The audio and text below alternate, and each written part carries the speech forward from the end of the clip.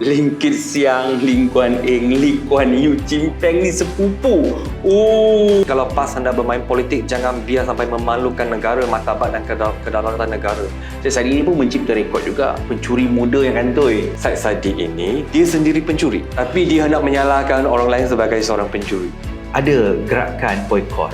Dan akhirnya kalau kita mau boykot sendiri, pekerja-pekerja yang orang Melayu sendiri, yang orang tempatan sendiri akhirnya hilang sumber pendapatan nanti. Apabila kita melancarkan boykot itu, dia akan memberi kesan penindasan kepada umat Islam di negara Malaysia. Hipokrasi. Mereka menggunakan Apple iPhone, bukankah yang milik Yahudi?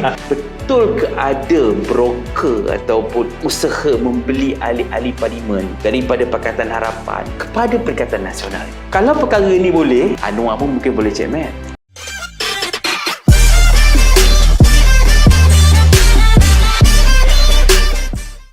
Bismillahirrahmanirrahim. Assalamualaikum warahmatullahi wabarakatuh. Apa khabar semua kepada TikTokers, kepada netizen-netizen yang mengikuti rapat rancangan Cakap Hub. Seperti biasa, hari ini di studio tak lain dan tak bukan saudara Shani On. Apa khabar? Dah ucap tahniah dulu. Kerana kami main-main aja buat Cakap Hub untuk episod yang pertama, tapi telah mendapat sambutan hangat, Shani. Lebih dalam berapa view yang tertinggi? Hampir 50,000. Tapi hampir 50,000 untuk setiap, tapi kalau keseluruhan video dah 150,000.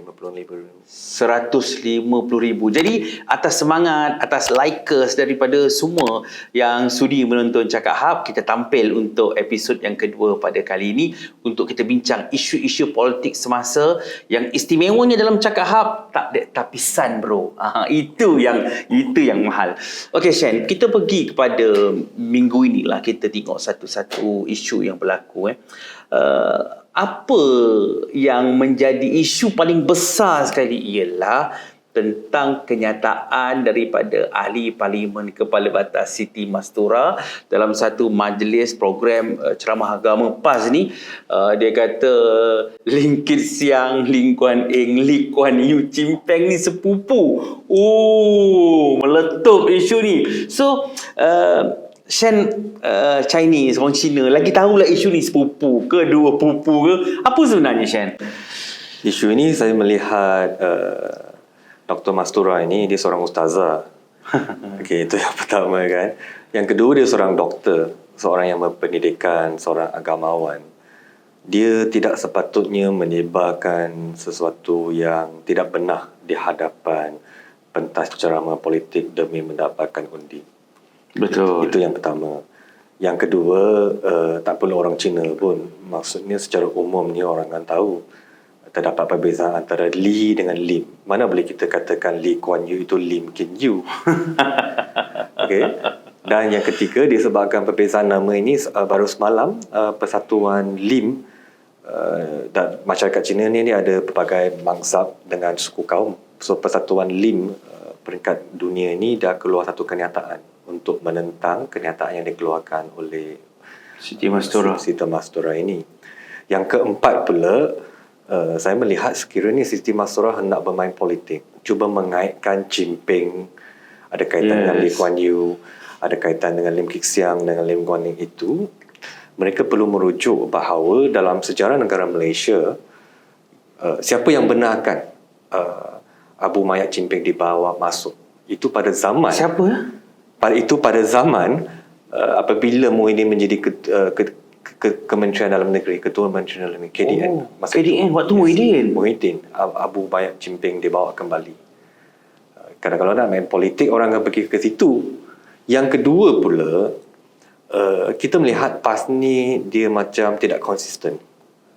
Dalam satu masa yang sama, mereka cuba hendak memperjuangkan isu agama, isu bangsa, tapi ada isu bangsa tertentu yang terlalu ekstrim. Contoh, isu fitnah komunis, Lee Kuan Yew, Lim Kit Siang, Lim Kuan Eng dan sebagainya. Dan mereka nak mengaitkan dengan PAP Singapura pula. Tetapi hipokritnya mereka, pada 13 Oktober, negeri PAS ni dia membentuk SG4. Kelantan, Terengganu, Kedah, Perlis, empat negeri ini. Mereka pula membuat kenyataan umum bahawa empat negeri ini akan memiliki satu ekonomi eksklusif berdagang dengan Singapura pula. Mereka pula menyebarkan kepada masyarakat di pentas yang berbeza. Begitunya hebat mereka sampai boleh berdagang, sampai boleh menjumpa dengan Menteri Ekonomi daripada Singapura untuk membuat perdagangan antara empat negeri dengan Singapura. Mereka pula boleh. Yang ni saya setuju. Dengan PAP boleh. Maksudnya hipokrasi dalam Perikatan Nasional ni dahsyat. Dia kutuk Chimpeng, dia kutuk PAP nak kaitkan dengan Singapura. Tapi semua bisnes-bisnes ni semua dengan Singapura, Tapi dengan mereka China, berkebaklan dengan Singapura, dengan China. Yes. Sampai kan Syah saya nak kongsi. Ada satu poster tu, Durian Musang King, China. Nadir Bumi, China. Kelantan, yes. Kelantan, bagi tanah pun dekat China. Jadi sebenarnya, Perikatan Nasional ni dia tahu strategi politik bahawa orang Melayu ni, Shan, dia macam allergic sikit dengan komunis. Dia allergic sikit dengan DAP. Jadi sentimen itulah sebenarnya yang cuba dikaitkan. Okey, itu satu part. Tapi sekarang ni, bila kita boleh katakan Siti Mastura terciduk lah. Dia memang salah. Li dengan Lim tu kira terciduk makin 12 lah. Cuma ada pula yang bercakap yang sebenarnya Chimpeng ni tadi sebenarnya yang sedara dengan dia, DAP, kepala DAP ni yang komunis ni, kepala dia punya sedara dia adalah daripada Nga Komeng dan juga ada satu lagi Nga juga. Betul ke ada hubungan kekeluargaan itu dalam DAP? Lagi jauh. Oh, lagi jauh. Sebab dia tengok daripada Lee, mereka tukar pada Lim, sekarang nak terbang kepada Nga. Lepas tu mereka nak terbang kepada Gobing Sing pula.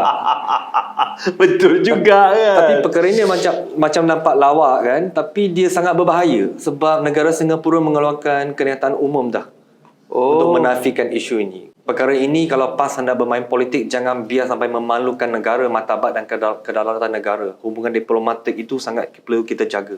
Betul. Tapi Shan, ayat saya sekali, orang Melayu ni macam allergic sikit dengan DAP. Tapi macam mana pula UMNO boleh bersama dengan DAP sekarang? Adakah DAP yang dulu dan DAP sekarang ni lain? DAP yang dulu dengan sekarang memang amat jauh berbeza. Sebab sejarah saya ada cerita sejarah sebenarnya. Untuk yang tahu dan tidak tahulah, saya sebenarnya pada usia 18, saya dah menjadi ketua pemuda bahagian Kelang DAP. Uish, dan 18 tahun. Yes, dan usia 19 tahun dah jadi setiausaha eksekutif kebangsaan pemuda DAP. Uish. Tapi kalau tak silap saya, tahun usia 21 ke 22 saya meninggalkan perjuangan DAP. Sebab pada ketika itu saya tidak bersetujulah dengan cara keluarga Lim Kuan Eng mentadbir DAP ataupun memperjuangkan isu-isu tertentu dalam negara Malaysia.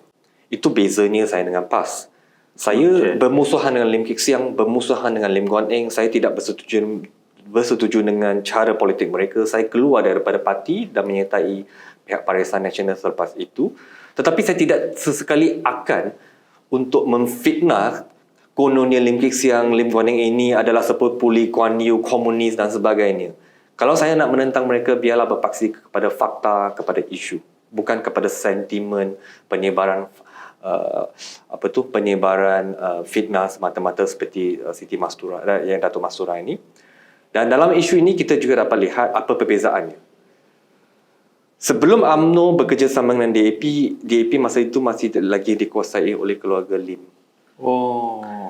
Tapi pasca UMNO bersama dengan DAP, dia mungkin secara kebetulan DAP ini kini sudah dikuasai oleh darah baru, seorang pemimpin yang dapat diterima oleh semua, bahkan oleh pemimpin dalam PAS ke PBBM ke orang Melayu, orang kampung, mereka dapat menerima Anthony Loke. Saya dengar Anthony Loke ni pun dia belajar pun di Universiti Kebangsaan Malaysia. Betul ke Syed? Saya tak pasti sejarah dia lah. Tapi dia memang katanya belajar dekat UKM, pengajian Melayu dalam bidang itu lah. Dia fasih dan peta bahasa Melayu. Apa pula pandangan Abang Zizo tentang Anthony Loke?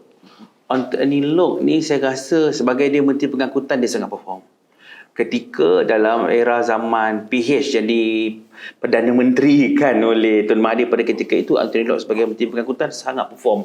Dia naik Asia, dia masuk dekat kenderaan LRT, MRT, dia naik MRT sekali. Saya nampak dia sangat perform.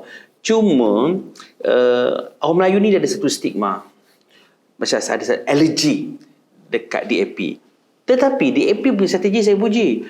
dia buka kuarta-kuarta untuk kursi ahli parlimen dan ADUN ni kepada orang Melayu. Misalnya seperti di Bentong. Rara. Rara. Siapa sangka Rara ni menjadi pinggitan juga dekat parlimen. Misalnya di Bangi, Syahriza Johan. Jadi dan dia pun anak Tan Sri Johan. Tan Sri Johan ni pun orang Kuala UMNO. Dan dia ada serta politik Lim Kek Siang juga. Dan dia adalah setiausaha politik Lim Kek Siang. Jadi sebenarnya strategi di AP dia begitu cepat berubah. Saya cakap strategi dia untuk kemandirian di AP, dia buka kepada kuarta Melayu ni, saya rasa itu adalah satu keberanian yang parti-parti lain tak boleh ikut. Tak mampu buat pun. Dinamik dan berani. Kedinamikan tu sangat luas. Sebab saya bila kita melihat dinamik ni, kita tahu DAP memang sangat dinamik. Tapi Shan, apa pendapat Shan pula tentang Parti Muda? Bagi saya, Parti Muda adalah sebuah parti politik yang secara peribadinya amat bersifat opportunis. Oh, kenapa? Sebab dia ditubuhkan oleh seorang pengasas yang juga sangat opportunis. Said Sadiq, ada orang cakap kau apa tu ni? Seorang yang opportunis, seorang yang lalang dan seorang yang tidak boleh dipercayai. Dan bahayanya muda dengan Said Sadiq ini ialah mereka bertopengkan seolah-olah mereka tu malaikat. Kat Malaysia, biasanya orang yang paling benci sekarang secara umumnya lah Zahid. Tapi Zahid tidak pernah bertopengkan kononnya dia seorang yang paling bersih. Dia konon dia menyalahkan yang kamu ni pencuri, yang kamu ni pencuri. Tapi bezanya Said Sadiq ini dia sendiri pencuri. Tapi dia hendak menyalahkan orang lain sebagai seorang pencuri. Okay, berprinsip konon dia dan sebagainya. Bersumpah hendak meletak jawatan. Tapi tak sekiranya dibuktikan bersalah. Selepas dibuktikan bersalah, skrip berbeza. Dia pula minta orang lain kamu cermin diri sebelum suruh saya meletak jawatan. Tapi kamu pula yang bersumpah di Dewan Yang Mulia. Siapa yang paksa kamu? Setuju. Ini manusia yang paling bahaya. Bertopengkan musang. Tapi Shan, muda ni walaupun Shan cakap dia tak ada prinsip, oportunis, tapi dia menang tau. Satu parlimen Muar, dan satu lagi kerusi Puteri Wangsa saat saya di Johor. Kursi tu dia bagi kepada muda. Seorang wakil puteri daripada pemuda tak silap saya menang kat kawasan tu. Jadi diorang ni ada grassroots, ada akar umbi, atau sebenarnya parti-parti lain yang menyokong muda pada ketika itu. Ini yang menjadi, kita tak tahu. Banyak penganalisis politik kata parti lain yang menyebabkan dia menang. Ada yang cakap muda memang ada grassroots sendiri. Mana mungkin muda akan ada akar umbi mereka sendiri secara tiba-tiba. Dia ambil PKR hampir 20 tahun untuk berkuasa. Dia ambil PAS hampir 60 tahun untuk mencapai SG4 pada hari ini. Betul. Okay? Begitu juga dengan DAP kan 30-40 tahun. So muda ni memang tak ada akar umbi. Kemenangan mereka bukan berpaksikan kepada penyokong mereka sendiri. Kemenangan mereka adalah disebabkan oleh penyokong-penyokong yang sememangnya berhaluan Pakatan Harapan. Dan majoriti adalah penyokong PKR, penyokong DAP, penyokong Amanah. Sebab itu Said Sadiq tidak berani untuk meletak jawatan. Dia tahu itu bukan tempat dia. Faham. Jadi maknanya muda ni kalau kita lihat Presiden muda Said Sadiq. Said Sadiq ni saya boleh cakap dia one man show lah. Dia seorang-seorang. Habis Said Sadiq tak ada lagi dah pengganti. Said Sadiq ni pun mencipta rekod juga. Pencuri muda yang kantoi. Dan pemimpin muda yang rekod yang Said Sadiq buat, dia dah jadi menteri pada usia 25 tahun.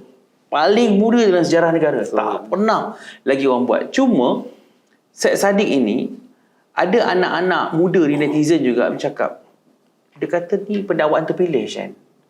Betul ke tak betul pendakwaan ini sebenarnya adalah satu perancangan kerana tak menyokong Tan Sri Muhyiddin pada ketika itu, dan Tan Sri Muhyiddin mengenakan dia charge tersebut. Tapi di zaman Anwar, hukuman itu dijatuhkan seolah Anwar pula yang membuat pendakwaan terpilih. Dia ada dua perspektif. Okay. Yang pertama saya jawab dari segi perspektif politik, lepas tu dari segi undang-undang. So kalau dari segi perspektif politik pula, Syed Saddiq didakwa pada 2021 Itu zaman Muhyiddin berkuasa, dan pada ketika itu disebabkan Syed Saddiq dia tidak hendak menyokong Muhyiddin kan, dia hendak keluar bersama dengan Pakatan Harapan. Okey, so saya tak pastilah sama ada Muhyiddin benar-benar adalah orang di sebalik pendakwaan Syed Saddiq. Tetapi apa yang saya pasti, saya merujuk kepada kenyataan rasmi yang dikeluarkan oleh Syed Saddiq pada Februari 2023, beliau didakwa kerana tidak menyokong Muhyiddin. Kenyataan rasmi daripada Syed Saddiq. Itu yang dari segi politiknya. Yang kedua, kita perlu tahu dalam isu Syed Saddiq ini, dia disabitkan dia tak ada pendakwaan terpilih. Kita nak bandingkan dengan siapa? Contoh, mungkin ada netizen-netizen yang hendak bandingkan dengan kes Zahid. Tapi perbezaannya amat ketara. Dalam isu kes Zahid, kita tak nak masuk bab perundangan teknikal dulu, kita masuk bab yang orang mudah faham. Saya tak kata Zahid itu bersalah ataupun tidak. Cuma kalau bezanya dengan kes Syed Saddiq itu ada perbezaan yang banyak. Kita tak boleh samakan ini 47 kes, ini satu kes. Begitu. Hendak saya ceritakan kes Zahid. Kes Zahid ini sebenarnya, kalau ada juga penyelewengan yang berlaku, itu adalah penyelewengan dalam yayasan yang ditubuhkan oleh dia sendiri. Faham. Itu pertama. Yang kedua, tidak melibatkan wang kerajaan. Peruntukan daripada kerajaan, dia dari dema ataupun pelaburan daripada pihak entiti yang ketiga dan sebagainya.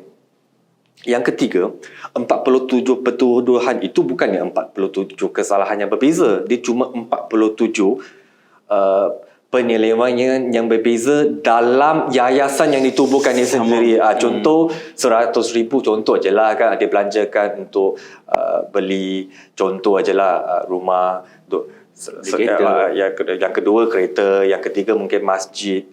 So dia 47 kes yang berbeza, tapi ini sama sebenarnya. So kita tak boleh kata ini 47, ini satu. Sebenarnya dia sama je. Maksudnya itu yayasan dia, cara 47 yang dia cara dalam penggunaan dia salah. Berbeza dengan kes Syed Saddiq, yang pertama, wang itu sudah masuk akaun peribadi dia. Berbeza dengan kes Zahid, tak pernah ada wang itu kita dapat trace dia masuk dalam akaun peribadi Zahid. Macam mana dia berputar sekalipun, itu dalam akaun yayasan aja. Akal budi kalau tak salah saya. Tapi Syed Saddiq, wang itu masuk dalam akaun dia. Itu yang pertama. Yang kedua, dia mencuri, bukan mencuri daripada yayasan dia ataupun parti dia sendiri. Dia mencuri daripada parti milik PBBM. Faham. Sebagai seorang ketua pemuda pada ketika itu. Ketua Armada pada ketika itu. Armada pada ketika itu. Okey. Dan yang ketiga, kes ini bagaimana kita hendak Anwar untuk bereaksi. Sebab kes ini bermula Dari era Muhyiddin. Muhyiddin yang mendakwa Syed Saddiq. Takkan pula Anwar nak membebaskan. Sebab kalau Anwar nak campur tangan untuk membebaskan, itu adalah bertentangan dengan prinsip keadilan undang-undang yang diperjuangkan oleh Syed Saddiq sendiri pun. Betul. So apabila Anwar biar mahkamah yang tentukan, biar hakim yang menentukan, apabila hakim tentukan pula, kita sekarang masuk kepada faktor ataupun analisis dari segi perspektif perundangan. Dia tidak ada pendakwaan ataupun hukuman terpilih kerana dalam Seksyen 406, sesiapa yang didapati bersalah atas kesalahan pecah amanah, dia boleh dipenjara sampai 10 tahun, perlu dirotan dan juga disaman. Macam kes Syed Saddiq, dia sampai 7 tahun, 10 juta, rotan 2 kali. Kalau dalam rotan ini pun ada orang bangkitkan pula, mungkin terlalu tegas. Mungkin ini sebab Anwar nak balas dendam, tapi mereka tidak merujuk kepada akta yang diperuntukkan dalam charge tu tersebut. Dalam subsection 406 tu ada subsection 298. 298, apabila seseorang itu didapati bersalah dalam pecah amanah, itu breach of trust, criminal breach of trust oleh mahkamah ataupun hakim, dia hanya akan dia perlukan mandatory rotan untuk setiap kes. Saya kan ada 4 kes, sekarang baru 2. Dan mandatory ini tidak boleh dikecualikan melainkan kamu adalah seorang wanita ataupun lelaki berusia warga emas 50 tahun ke atas. Saya baru 30 tahun. So memang rotan ini adalah sesuatu yang bukan disebabkan faktor politik tapi berdasarkan kepada section-section yang diperuntukkan dalam perundangan negara. Cuma rotan tu yang paling Syed Saddiq tak nak. Kerana peguam bela Syed Saddiq telah meminta kepada mahkamah untuk menggugurkan hukuman rotan tersebut. Cuma kalau kita analisis secara cantik di sini, maksudnya Anwar bukan seorang yang desperado. Maksudnya boleh untuk seorang Perdana Menteri mendapatkan sokongan Syed Saddiq pada ketika ini untuk menambah majoriti 151 dalam Dewan Rakyat. Kerana Syed Saddiq sudah ada kes. Tapi Anwar tak desperado untuk meminta sokongan Syed Saddiq. Itu satu. Kedua, dalam Anwar tak desperado ini ada pula beberapa sokongan-sokongan ahli parlimen yang lain. Ada 4 lagi. 4 lagi ni pun daripada Gua Musang, mesti daripada Kelantan lah, daripada Labuan. Diorang semua pun dah mula menyokong Anwar ketika Anwar memang tak desperate nak pun sebab kerajaan pun dah cukup majoriti. Tapi soalan saya kepada Shan ni agak panas sikit lah soalan dia. Betul ke ada broker ataupun usaha membeli ahli-ahli parlimen daripada Pakatan Harapan kepada Perikatan Nasional ini? Saya tak pasti sebab dalam perundangan Malaysia kita perlu faham pada falsafah seseorang tidak bersalah sehingga akan dibuktikan bersalah. So maksudnya dalam isu broker ini, wujud ataupun tidak wujud, dia hanya boleh wujud sehingga dibuktikan dia betul-betul wujud. So setakat ini kita hanya menerima kenyataan umum daripada Wan Faizal. Okay. Ahli parlimen macam. Ahli parlimen macam saja. Sebab kalau benda ini adalah benda yang begitu serius dan benar-benar berlaku, mengapa pula bukan pengurusi PN iaitu Muhyiddin yang membuat kenyataan? Mengapa pula bukan ketua pembangkang Dato' Hamzah yang membuat kenyataan? Mengapa hantar salah seorang MP yang membuat kenyataan? Itu yang pertama yang saya lihat isu itu ini. Yang kedua, kalau ada broker sekalipun, kesilapan ini adalah kesilapan taktikal ataupun strategi ataupun pentadbiran pengurusan Muhyiddin sendiri. Sebab mereka yang menentang akta anti Akta Lompat Parti pada ketika itu. Okay? Dan mereka merupakan satu-satunya parti politik di negara Malaysia di mana parti mereka sekarang, perlembagaan mereka tidak berubah mengikut ataupun updated dengan Akta Lompat Parti yang terbaru ini. Cuma, apa bezanya ialah dulu melompat parti. Tapi sekarang, mereka menyatakan sokongan kepada Perdana Menteri tetapi tidak melompat ke dalam bebas.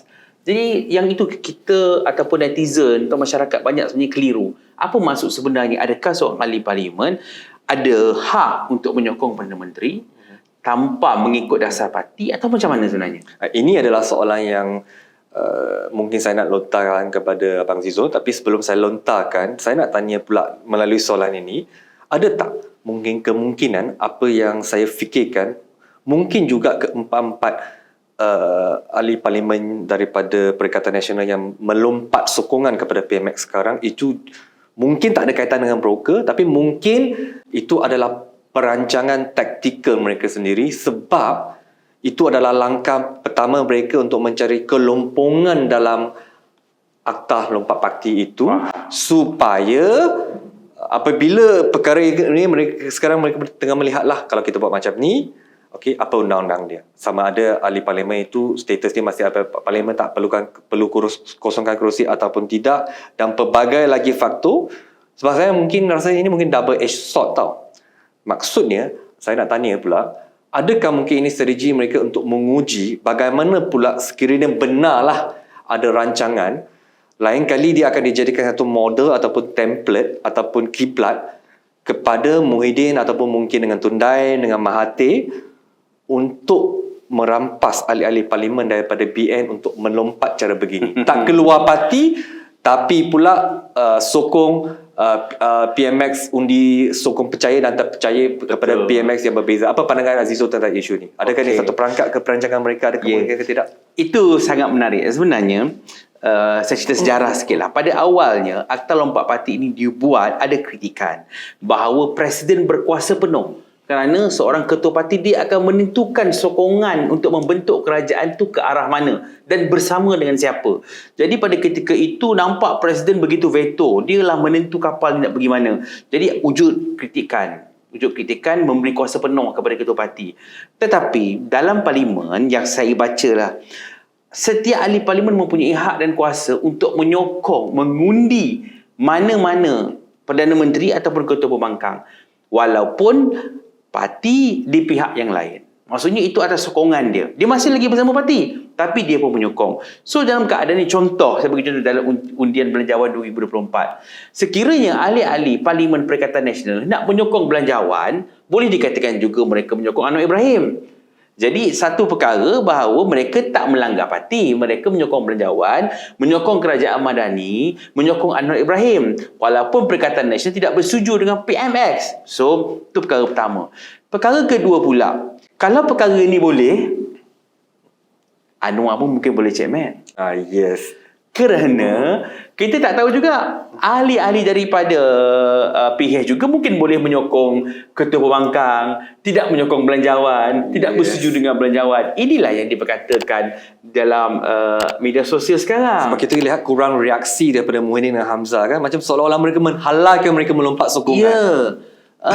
Jadi sekarang ni bila term sokongan ini terbuka, sebenarnya kedua-dua belah pihak masih lagi boleh menjual beli. Cuma Syed, kalau kita tengok dalam social media sekarang ni, satu yang cukup kelakar, dia orang cakap Syed Saddiq ni, dia kata dia ada prinsip, dia tak nak melompat ke mana-mana. Tapi orang cakap dia tak nak melompat parti, tapi dia lompat pagar. Isu gambar tu yang dia lompat pagar ni betul-betul viral kalau netizen semua tengok yang Syed Saddiq lompat pagar lari daripada polis tu. Jadi bercerita tentang Syed Saddiq ini, anak muda masih mempunyai masa depan. Rasa-rasanya ke mana nasib muda lepas ini tanpa Syed Saddiq? Satu persoalan yang agak menarik. Cuma saya memiliki pandangan yang berbeza, sebab untuk pandangan umum, muda itu hanya mampu bertahan sekiranya wujudnya Syed Saddiq. Tapi saya mengambil pendirian peribadi, muda itu dengan ataupun tanpanya Syed Saddiq juga tidak akan dapat bertapak dalam politik di Malaysia. Sebab politik di Malaysia ni lumrah dia lain. Dia memang berbeza. Dan amat suka untuk muda menjadi sebuah parti politik yang orang kata boleh menjadi political force. Cuma ada persoalan tentang Syed Saddiq yang saya berminat nak tanyalah kan. Contoh, orang suka membangkitkan isu Najib 40 juta dalam bank account. Tapi kalau dibandingkan dengan Syed Saddiq yang usia dia jadi menteri ketika itu 25, 26, tak sampai 2 tahun, tak sampai 2 tahun aset dia buat deklarasi dah ada 2 juta. Apa pandangan abang? Kalau 20 tahun berapa? 40 juta lah. Kalau beturusan lah kan. Betul. Sebenarnya pandangan saya lah, saya melihat politik ni dulu adalah lubuk emas yang mana tempat orang buat duit. Sebenarnya dulu politik ini adalah politik khidmat. Kita bagi bantuan kepada rakyat. Tapi sekarang tak. Orang masuk politik ni sebab nak kaya, Shen. Sebenarnya saya jujurnya dulu pun masuk politik sebenarnya nak kaya, tapi Allah bagi kekayaan yang lain, yang bukan berbeza. melalui politik, melalui cara yang berbeza. Begitu luas rezeki Allah ni. Tapi kalau Syed Saddiq ni, kalau kita tengok begitu awal muda dia dah dapat jadi menteri, dah dapat kumpul 7 juta. Sebenarnya reasonnya ataupun sebab yang Syed Saddiq cakap tu sebenarnya adalah duit parti. So dah tiba sebenarnya negara kita memperkenalkan Akta Dana Politik. Akta Dana Politik ni sebenarnya dari dulu lagi diorang dah cadangkan, tapi kita hold, kita tak ada cara. Macam di US ni pun mereka ada akta pelobby. Lobbyist ni ada di bawah akta mereka.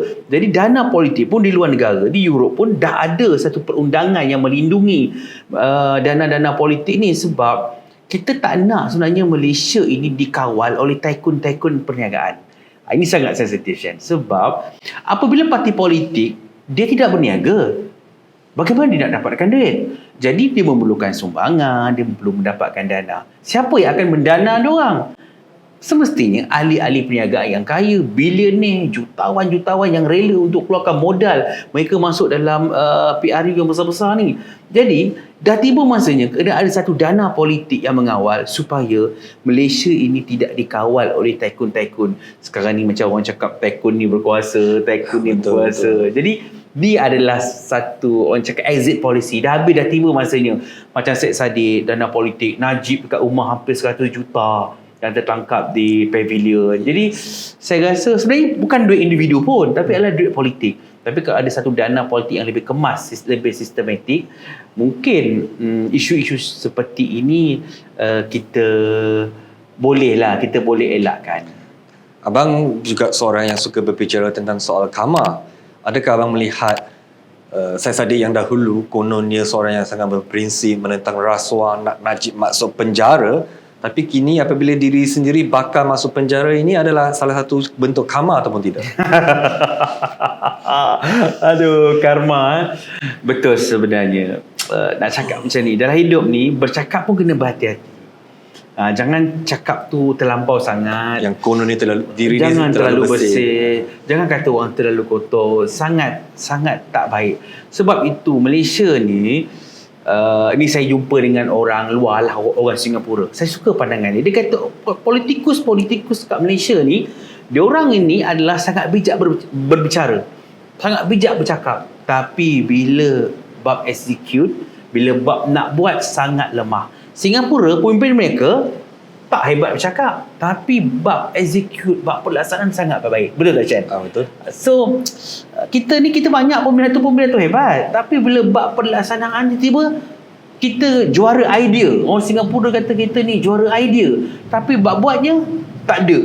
So kita kena pilih sekarang ni mentaliti kita sebagai pengundi. Saya tengok mentaliti sebagai pengundi, kadang-kadang kita nampak orang tu hebat bercakap, ada dia layak jadi Perdana Menteri. No, zaman tu dah berakhir. Zaman sekarang ni dia kena mencari orang yang kalau boleh pandai bercakap, bawa imej negara, dan dia mesti juga pandai membawa negara. Saya nak tanya Shen lah, sebab dalam isu ni saya akan bagi beberapa orang pemimpin. Shen pilih siapa sebenarnya yang lebih layak memimpin. Saya akan bagi pilihan kepada Shen, ya, supaya Shen pilih orang ini ke atau orang ini. Boleh. Kita mula dulu antara dua orang tokoh wanita ni, Fadlina atau Noraini Ahmad. Noraini Ahmad. Okey, kedua, Tun Mahathir atau Erdogan. Tun Mahathir. Okey, Lee Kuan Yew atau Suharto. Lee Kuan Yew. Kalau kita pergi pula kepada institusi raja, Sultan Brunei dengan Putera Salman. Okey. Dan yang terakhir sekali, Anwar Ibrahim atau Soekarno. Anwar Ibrahim. Okey. So pilihan-pilihan ni, Shen, kalau kita analisis, Shen macam pilih Anwar, pilih Lee Kuan Yew, pilih pemimpin-pemimpin ini, sebenarnya Shen adalah orang yang praktikal.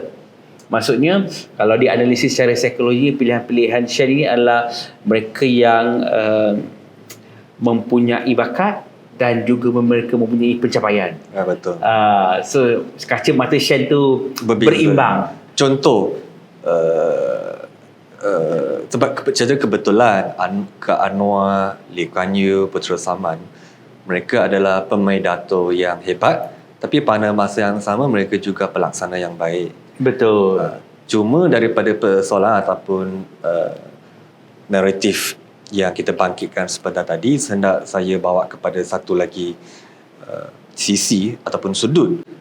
Malaysia ada lagi satu sejarah di mana kita memiliki seorang Perdana Menteri yang bukan seorang pemidato yang baik, tetapi pelaksana yang amat baik. Siapa ya? Beliau adalah Datuk Seri Ismail Sabri. Oh, betul. Dia tidak hebat berkata-kata, tapi dalam zaman sependek 17 bulan dia berkuasa itu, kita dapat lihat pencapaian ekonomi statistik yang tertinggi, inflasi yang terendah, pengeluaran guna tenaga penuh, dan pelbagai lagi orang kata kesan-kesan dia ataupun intipati dia. Dia seorang executioner, pelaksana.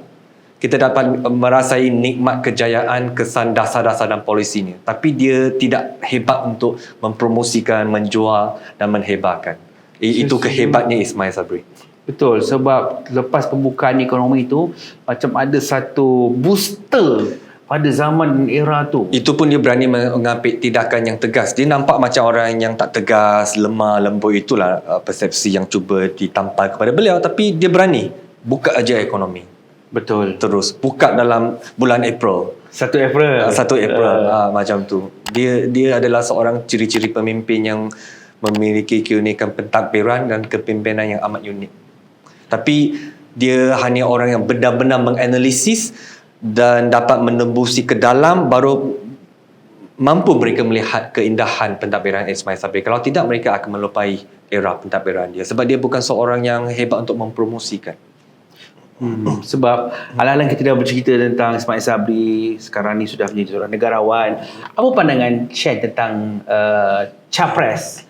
Capres tu Shen tahu apa? Tak tahu. Capres itu orang Indonesia panggil calon presiden. Sekarang ini sedang berlakunya satu pertandingan bakal presiden Indonesia. Presiden Jokowi akan mengakhirkan sesinya untuk term ini. So kita ada Prabowo dan kita ada beberapa calon-calon yang lain. Tapi yang favourite sekali adalah Prabowo. Tapi yang mengejar sekarang adalah Anies. Anies juga sedang mengejar rapat populariti Prabowo. Tapi boleh saya terangkan kenapa di Indonesia ni boleh memilih presiden, tapi kenapa dekat Malaysia tak boleh memilih Perdana Menteri? Kita kembali kepada perkara basic aja, sebab perundangan kita mengikut pilihan raya yang berdasarkan kepada Parlimen Westminster. Dia berbeza cara dia lah. Sebab itulah. Saya rasa sebab itu aja. Okey. Cuma siapa yang akan rasa menggantikan tempat Jokowi? Bagi saya Prabowo. Tapi tahun 2024 adalah satu tahun yang amat menarik, sebab bukan je Indonesia ada pilihan raya, Singapura, India, Ukraine pun tunda 2024. Israel yang sedang berperang tu, yang Benjamin Netanyahu pun tahun 2024 tunda. Amerika Syarikat pun 2024. So tahun depan memang tahun pilihan raya. 2024 tahun pilihan raya. Tahun pilihan raya. Tapi Shen, untuk orang Islam tahun 2024 ni lain pula. Tahun 2024 ni adalah genapnya setahun kejatuhan kerajaan Islam Osmaniyah, dan selepas 100 tahun ini akan bangkitnya lahirnya seorang mujahid pada tahun 2024. Okey, alang-alang kita cerita tentang pilihan raya ni, kita nak kupas sikitlah isu pilihan raya kecil di Terengganu, di Kemaman. Apa pandangan Shen tentang calon daripada Barisan Nasional? Sebab Barisan Nasional ni amat sangat kalah teruk, majoriti 27,000 kalau tak silap saya. Apa harapan di situ? Bagi saya begini, politik di Terengganu ini amat dinamik. So contoh khususnya kerusi di Kemaman, kalau kita rujuk kepada sejarah, pilihan raya pertama sampai pilihan raya yang ke-9 dia dimenangi oleh Barisan Nasional. Ya. Yes. Pertama sampai 9. Lepas tu pilihan raya yang ke-10 pelik dia dimenangi oleh PKR. Yes. Dan pilihan raya yang 11, 12 dan 13 dia dimenangi kembali oleh Barisan Nasional. Lepas tu yang 14 dan yang ke-15 ini dia mula dimenangi oleh PAS. So kita lihat daripada 15 pilihan raya ini, BN dah menang. Tadi saya cakap 9 campur 3. Okey, 12 dah. 12 kali. PKR menang sekali dan PAS menang 2 kali. So kedinamikan ada kat situ. Apa-apa je boleh berlaku. Cuma pada masa ini memang tidak nafikanlah sokongan kepada PAS dan Perikatan Nasional di Kelantan dan Terengganu dan Kedai yang dikenali sebagai orang kata worldview ataupun psikologi ataupun pola pengundian pengundi-pengundi Melayu Utara. Mereka dah bahagikan dah. Caranya memang akan beralih kepada PN. Cuma dari segi pemilihan calon ini dia menarik, sebab kita akan lihat pertembungan seorang askar general daripada Barisan Nasional yang memiliki 4 bintang. Betul. Tapi kalau dia menang, dia akan berdepan dengan kriteria yang 2 bintang. So ada 2 bekas ATM dekat dalam parlimen. So yang kriteria ni kalau menang dia tak akan jadi satu-satunya pejuang tentera lagi. Betul. Yang ini lagi sini lagi 4 bintang, yang itu 2 bintang. Betul. Yang ini sesuatu yang menarik, dan saya juga lihat mungkin UMNO memilih strategi untuk tidak lagi mengikut takluk lama, iaitu ketua bahagian saja yang boleh bertanding, pemimpin popular saja yang boleh bertanding. Contoh Ahmad Sabri. Mereka memilih seorang veteran pesara penjawab awak seorang yang sangat berjasa kepada negara untuk cubalah letak sebagai calon pada kali ini. Menang atau tidak kita kena lihat nanti. Kenapa Perikatan Nasional masih lagi gagal menurunkan nama calon di Parlimen Kemaman ini? Ini adalah sangat menarik kerana mungkin saya ada teori konspirasi saya yang tersendiri. Sebab tak logik lah PAS tak tahu calon siapa di tempat tersebut. Mudah je kan nak letak Pesuruhjaya ke ataupun ketua bahagian PAS ke situ ke. Tapi mereka sampai hari ini tidak menamakan calon. Saya bukan risau, cuma saya rasa mungkin ada permainan teka-teki. Kemungkinan besar ada konspirasi yang mengatakan, mempercayai bahawa mereka hendak mencaturkan Tun Mahathir di kerusi Kemaman. Dan pencaturanku ini mungkin dia akan dapat sokongan dan penentangan secara dalaman, dan mungkin perkara ini masih dalam, ada yang menentang, ada yang menyokong sebab dia ada pro dan kontranya. Betul. Sebab mungkin disebabkan itu sampai hari ini mereka masih belum membuat keputusan. Apa pula pembacaan abang? Apakah kemungkinan pencaturan Tun? Sebenarnya saya lebih suka kalau Tun yang bertanding di Parlimen Kemaman ni. Sebab bila Anwar sebagai Perdana Menteri, Tun hari tu kalah di Langkawi, tak berada dalam Dewan Rakyat sekali, tak syok. Tapi apabila Anwar ada kat dalam, Tun diberi ruang di Kemaman, menang sebagai ahli Parlimen Kemaman. Jadi ada dua, orang cakap orang lama, otai politik Malaysia ni ada, baru dah seronok Dewan Rakyat. Mungkin lebih ada variety, pelbagaian pendapat yang lebih baik untuk rakyat. Sebabnya kalau orang cakap Tun lompat pindah parti, Datuk Seri Anwar pun macam tu juga. Pergi Port Dickson, pergi Tambun. It's normal daripada Permatan Pauh. Jadi Tun juga daripada Langkawi, daripada Gubang Pasu pergi Langkawi pergi ke Kemaman. Itu bukan sebagai satu masalah. Ruang boleh diberikan. Sebab saya tengoklah Tun dalam merancangan keluar sekejap kan. Walaupun umur sudah 98 tahun tapi masih steady kan. Masih peta kan, masih geliga, otak dia masih bijak, masih memori yang bagus. Tapi yang paling mahal Shan, yang paling mahal, macam mana saya belajar dan saya melihat bagaimana Tun pada era kepimpinan Pak Lah, Tun begitu marah kepada Pak Lah. Bukan marah Pak Lah tapi marah KJ. Tapi saya ingat Tun cakap, siapa nama budak tu? KJ, JK. Dia memperolokkan KJ. Tapi dia boleh berjumpa dan boleh bersua muka itu mahal. Tapi satu benda yang saya hormat pada Tun ialah bukan semua benda, tapi ada dalam benda-benda tertentu, terutama dia dalam podcast tersebut ataupun mengikut kebiasaan Tun, dia seorang yang sangat berterus terang. Betul. Contoh, mengapa kamu tak suka saya? Sebab kamu bertanding dengan anak saya. Siapa berani macam tu? Betul. Okey. Mengapa kamu bekerjasama dengan DAP? Saya nak mempergunakan mereka untuk menjatuhkan Najib. Dan di hadapan Khairi juga bila dia tanya tentang mengapa kamu tak suka Pak Lah? Sebab 3 janji saya dia tak laksanakan. Dia seorang yang berterus terang. Dia tak berputar-putar. Kononnya dia berprinsip. Macam Syed Saddiq bertopingkan musang. Tun bukan. Dia bukan. Dia macam tu je. Selamba. Very straightforward dia cakap. Kalau AA, kalau BB, itu saya kata tadi mahal. Tun ini dia tak ada lagi ahli politik yang retorik kita dah ada. Tapi dia seorang ahli politik yang saya rasa straightforward. Dia cakap. Dia nak cakap apa cakap. Dia tak kisah pun orang nak beri pandangan apa sekalipun. Dia tak perlu jadi political correct. Betul. Yes. Dominan dalam memperjuangkan isu Gaza, genting Gaza dan Palestin ini. Beginilah. Ketika Tun Mahathir berjuang untuk isu Gaza dan Palestin itu adalah, kita ibaratkan adalah zaman kegemilangan Lee Chong Wei dalam pesada badminton. Okey. Kemunculan Anwar sebagai seorang pemimpin yang terbaharu, paling lantang untuk memperjuangkan Palestin dan Gaza ini, kita boleh ibaratkan sebagai bintang badminton yang terbaru. Mungkin Azalson. Sebab saya nak kata Lee Zizia, tapi Lee Zizia sangat menghampakan. Tapi dia bukan perlambangan yang bagus lah. Cuma dalam isu ini, kedua-dua dia hebat. Betul. Maksudnya Lindan dengan Lee Chong Wei. Setuju. Cuma, kita sekarang sedang musim bagaimana pembantaian yang begitu dahsyat oleh Israel kepada genting Gaza, umat Islam di sana.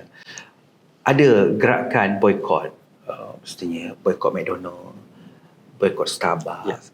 So sejauh mana sebenarnya berkesanan untuk merencatkan Israel ini? Tapi sebelum itu saya lebih berminat apakah pandangan abang tentang kewajaran rakyat Malaysia memboikot McD, Starbucks dan sebagainya? Wajar atau tidak wajar? Jujur dari hati saya tak wajar. Sebab kita beli McDonald RM15 ni, boleh ke beli peluru? Kita beli air Coke ni, boleh ke beli peluru berpandu yang dihantar? Tak. Dan kita kena faham dalam kita boikot hari ini, peluru yang sampai itu adalah bertahun-puluh tahun dulu Yes. yang dibeli oleh kita. Sebenarnya kita dah menyumbang dah pun. Dan akhirnya kalau kita mau boikot sendiri, pekerja-pekerja yang orang Melayu sendiri, yang orang tempatan sendiri, akhirnya hilang sumber pendapatan nanti. Dan benda ni pun sebenarnya adalah yang bermusim. Jadi tindakan boikot ni sebenarnya saya tak berapa setuju. Kerana dia tindakan secara tak langsung. Syarikat McDonald's, Starbucks, mereka ni semua adalah franchise. Memang pemilik asalnya itu adalah memang Israel, tapi mereka ini franchise sudah di Malaysia kan. Hatta McDonald pun sebenarnya pemiliknya adalah Arab Saudi di Malaysia. Jadi inilah yang ramai orang tak faham tentang isu boikot. Cuma kalau kita tengok kalau nak betul-betul negara perlu cadangkan. Misalnya kita sekat supply minyak ke Israel. Macam tu betul. Kalau boikot ni saya rasa tak besar. Saya bersetuju dengan pandangan abang. Sebab saya rasa jangan disebabkan kita terlalu gairah nak menunggang isu yang berlaku di Palestin dan Gaza ini, kononnya kita hendak menjadi pejuang Islam di Gaza dan Palestin, tetapi pada masa yang sama apabila kita melancarkan boikot itu, dia akan memberi kesan penindasan kepada umat Islam di negara Malaysia.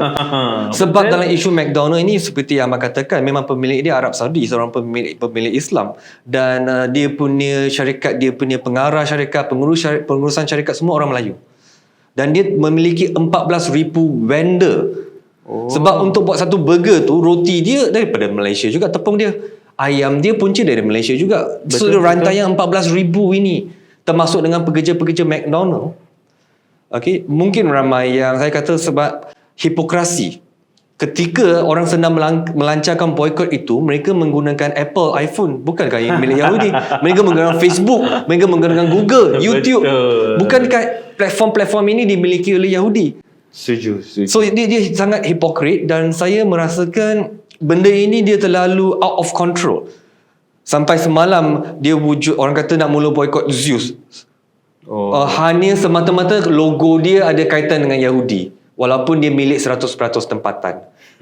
So kita tidak boleh nak membuatkan pekerja-pekerja Melayu, terutamanya di Malaysia, negara Malaysia ni, vendor dia, pekerja dia part time, full time tu, dia kehilangan kerja. Betul. Jadi Shen, hari ni sebenarnya sedar tak sedar kita dah berbual begitu panjang, banyak kita dah bincang, banyak isu-isu kita bincang tanpa sebarang tapisan. Jadi kalau anda meminati perbualan-perbualan ini, perbincangan ini, diskusi ini, layarilah Cakap Hub di Instagram juga di TikTok untuk sama-sama kita kupas isu semasa setiap minggu dihidangkan kepada anda. Sekian, salam sejahtera daripada saya dan juga Shen. Sekian, terima kasih.